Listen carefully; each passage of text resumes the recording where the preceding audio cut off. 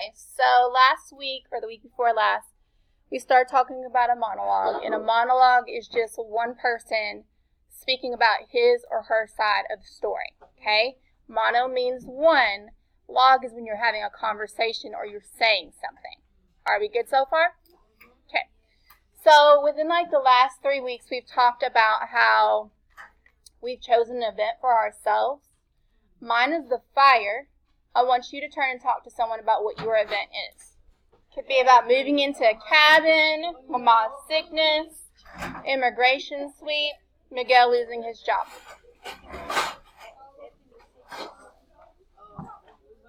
All right, and cut. Gabby, what's your event? Huh? The immigration sweep. Chris, what's your event? Miguel losing his job. Roderick, what's your event? Miguel losing his job. Daniel? Miguel losing his job. Charlie? Mama's sickness. Natalia? Miguel losing his job. Jada? Mama's sickness. JT? Mama's sickness. Jaya? Miguel losing his job. Michaela B? Immigration sweep. Michaela A? Okay, so does everyone know what they've been talking about? Because I know it's been a week in between. We're just doing a little recap. All right. So when we started planning, and you're going to have a test on this probably tomorrow.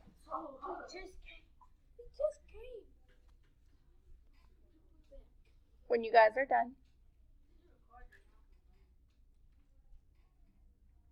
Okay. When we started this, we started talking about the very beginning of our monologue. This is our planner. The beginning, it talks about the things that we're seeing, hearing, smelling, what we're thinking when we introduce the event. I started off with saying that the house is on fire. I'm introducing you. I'm telling you what's going on around me. And then I tell you what I'm saying. Fire! Fire! Get up! Get up! I'm trying to get Papa's trying to get me up. I saw curtains flame. I feel the heat. There's thick black fog. Those are things that I'm seeing in that event, right?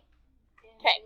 So you started your event by telling me the things that you were seeing, what your characters were thinking, things you were probably smelling at the time, that type of stuff. Are we good so far? Guys, you're going to have a test on this tomorrow. I'm really trying my hardest to prepare you. Okay. The next thing we did was we planned the middle. We started explaining how our character responded, so we became someone. In my case, I became Miguel. So, as Miguel, I was trying to comfort Esperanza. I told you guys what I did. I covered my mouth and nose while I was looking for Abuelita. When I got outside, my mom screamed, and my father rolled me over because my shirt was on fire. So, you're telling me what's happening in your point of view. I told you some of the things that I said. I kept mine simple. I said I asked where Abuelita was. That was one thing. That was my main focus. And then what did I think? Well, I was worried about Abuelita. Okay? So we're going to roll in with introducing the other characters. What does the audience need to know about the rest of the characters? Get ready to take notes.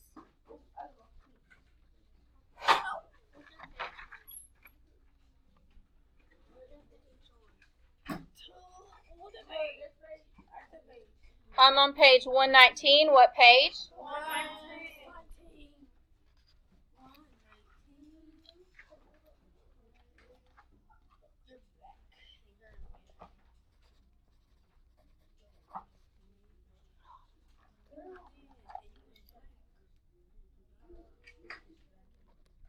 Yeah.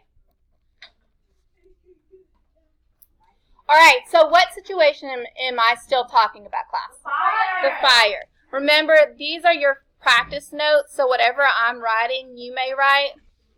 But I need you to try to understand how I'm planning this.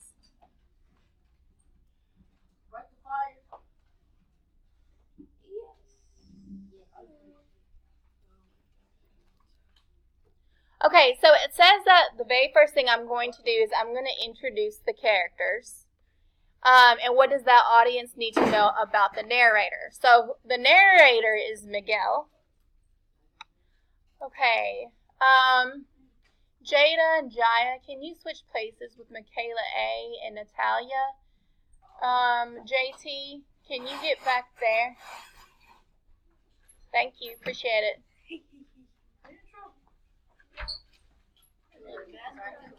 I said help me help you.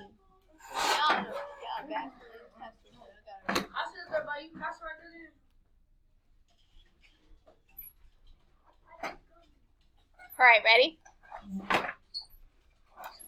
Says, what does the audience need to know about the narrator? Well, I'm Miguel. Miguel is the narrator. That's the person who's speaking. I am going to pretend to be him and tell you things from his point of view. Are we good so far? Are you processing that? Because when it's your turn, you have to figure out who you are, and you have to tell me things from your point of view and what I need to know about you. Okay, so one thing that you need to know is that since I'm Miguel, I live near Esperanza. How do I know? Because his dad saw the fire. Yep, Dad saw the fire. Something else that you need to know about me being Miguel is that I care a lot about Esperanza and her family, and I worry about them. They're kind of crushing on each other. They trying to what? They trying to what? Oh, it's too young. That's not a Christian. To those of you who are writing, instead of talking out loud, I really appreciate it. Yes. I thought you said that we gotta get $100.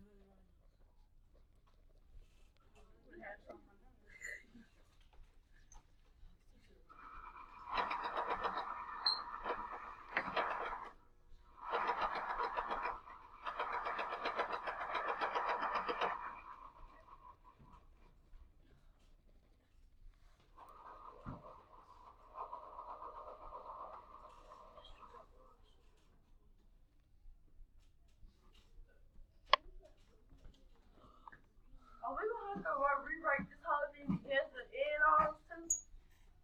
Or you gonna write this the whole thing again and show us again? What do I always do? Thank you, Cordarius. Appreciate it.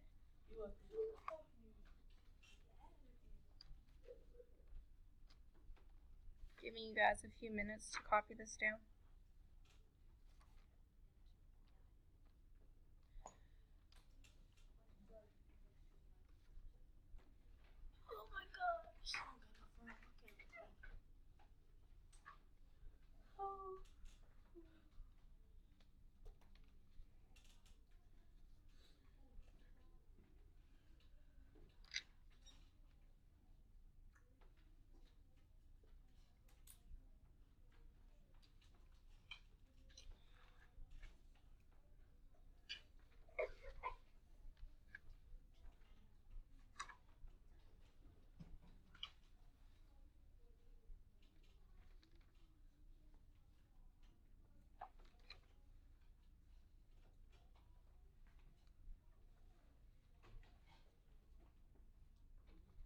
So I just told you that since I'm Miguel, I'm kind of crushing on Esperanza. I grew up with her. I like her, but we found out that we can't be with each other because we're on two different sides of the river, which means that our statuses are completely different because she was born in a wealthy family and he was born poor. Okay.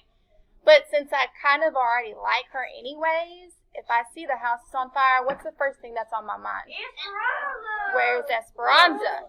In the fire. So my first thought,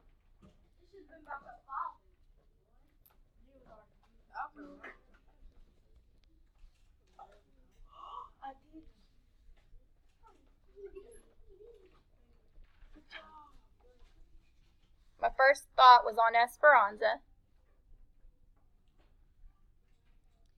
If someone you absolutely love is going through some things and you're trying to help them through it, do you think time's going to go fast or do you think it's going to go slow? Slow. So we can say something like, we waited for an hour, like 3 hours. She didn't. Just put we waited for a minute.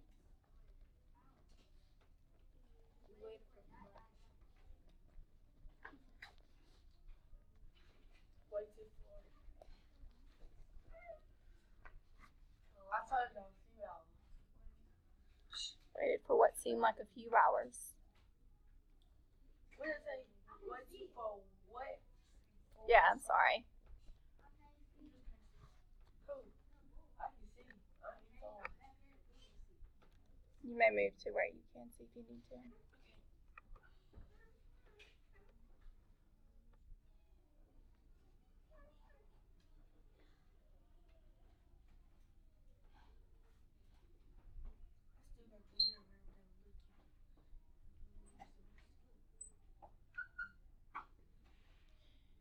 And again, who am I as the narrator? Who am I pretending to be? I'm Miguel. What am I feeling? You feeling scared? Scared. Worried. Am I reactive or proactive? Reactive. Reactive. What did I do as Miguel? You said. Did I just stand there in a trance? Oh no, you was proactive. I was proactive. So even though I am scared and I'm worried, I'm still proactive because I jumped straight into action instead of freaking out about it mentally and just standing there in shock. I decided to go in and rescue who? Abuelita. Yeah.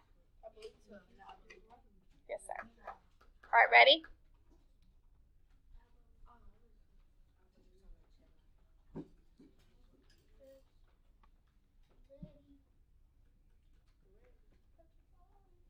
Moving to the next section.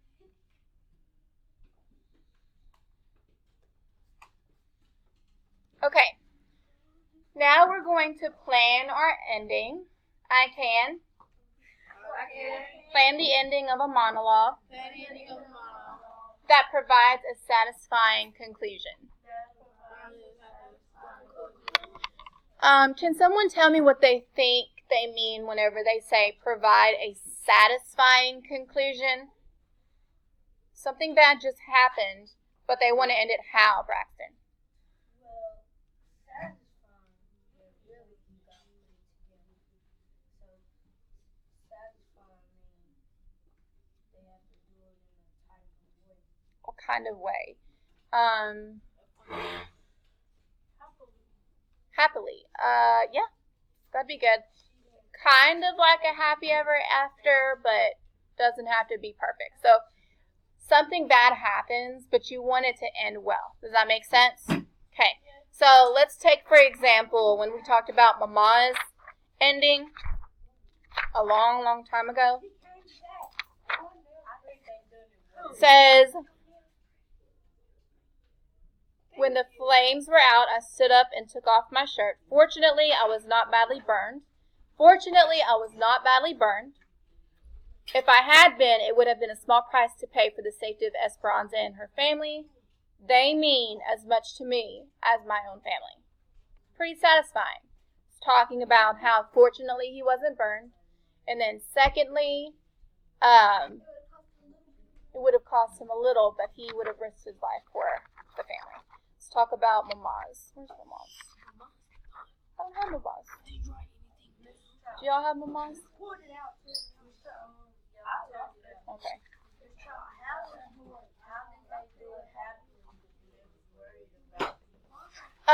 Basically what they're saying is it ended in a way that the characters were grateful. Does that make sense? Okay, so let's talk about Mama's sickness. Let's talk about Mama's sickness. What's a way it could end in a satisfying conclusion? Mama stopped being sick because, well, who took care of her? Even though she was sick, Esperanza took care of her. Because she was sick, who had to grow up? Oh, Esperanza.